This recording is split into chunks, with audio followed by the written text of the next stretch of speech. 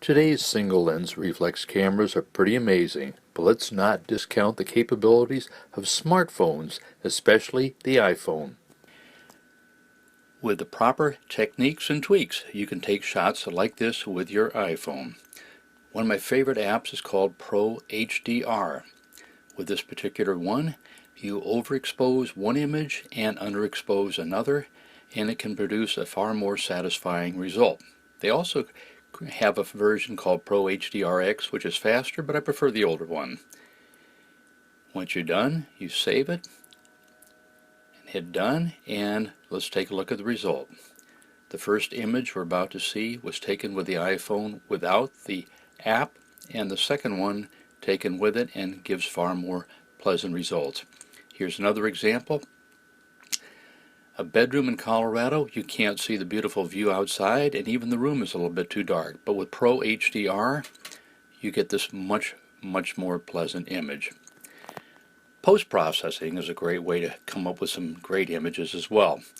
Let's go to one of my favorites, and that's Google's Snapseed. And with the Snapseed, you open the image from your camera roll, select the image, and then I like to click on this little icon in the lower right and slide down to where it says hdr-scape. Look at the difference in the image. Check OK, save the image, save a copy, and let's go open another one, try something a little different.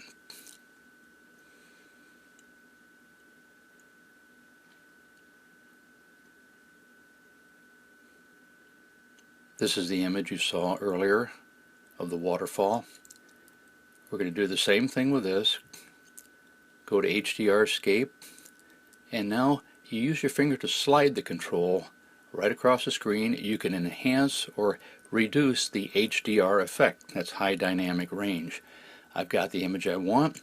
I'm clicking on this icon again and going down to frames, and I actually can apply a little bit of a picture frame to this. Different choices you can choose from here.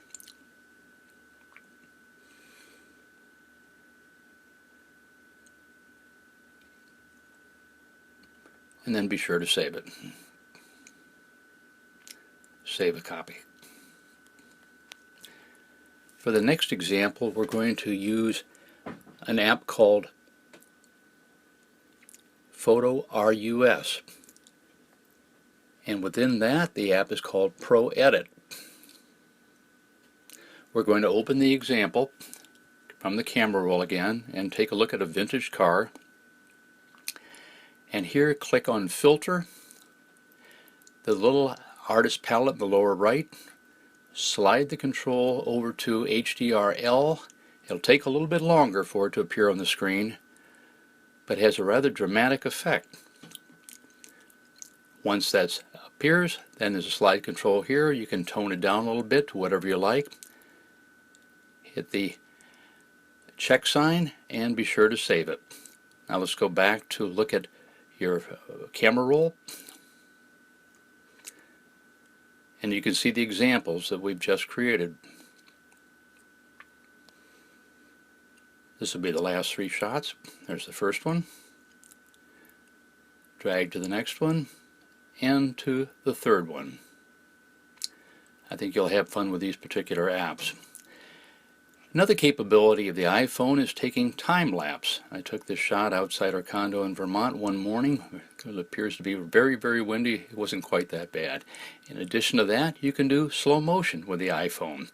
Beautiful waterfall, the same one we saw before.